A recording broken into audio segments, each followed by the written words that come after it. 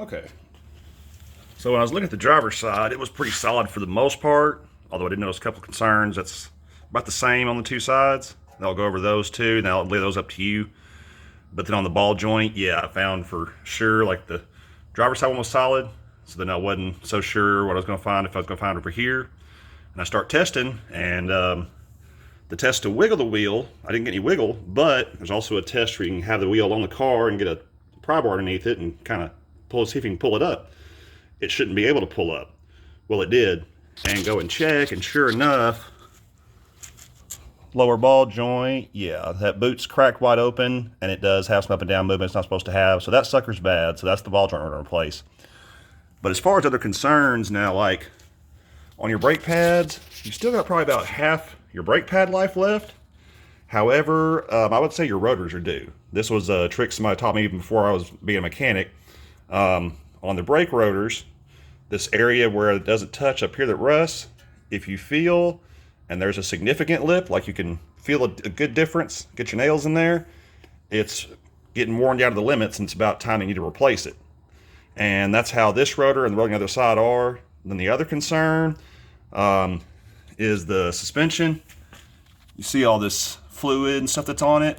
That'd be fluid from its internals, meaning it has just given up, lost its seal, and it's not going to have the cushion, the support anymore that it's supposed to. Now that one can be kind of pricey. First off, the shocks themselves, they'll be, strut and spring that comes together, so that can be kind of pricey, and the work's a little pricey because that one takes a little while. So that's up to you. Brake work, labor's not bad. I do pads on both sides and rotors for just as little as 70, but being that rotors are kind of expensive, it kind of add up kind of fast that way. But that's what I would recommend, other than the ball joint, is the struts on the front, and then also the brakes. Damn it, now I can't think. Tie rods, that's it. The tie rod end's still sitting good and stiff. What was it? Oh yeah, the sway bar link still seems good and stiff. It's got a little bit of dry rot, but it's still, all it really has to do is hold stiff, and it does do that. So as of now, it's still good. This is still good. And the upper ball joint seems fine. I mean, it's got a little bit of age too, but it doesn't have the movement issues the bottom one does. And the other side, the ball joints seem totally solid.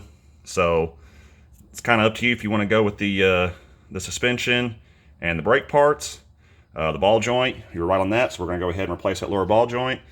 And so far, it's really the only things I'm seeing. Like you said, it even sounded like it was running just fine when I pulled it in the garage and everything. I mean, I'll give it a longer test drive once this stuff is done, but I don't get the indication of any issues there. And I mean, your spare tire thing was so simple. I'm not going to charge anything for that. It's, just figuring out the right tool and then like 5 minutes out of my day.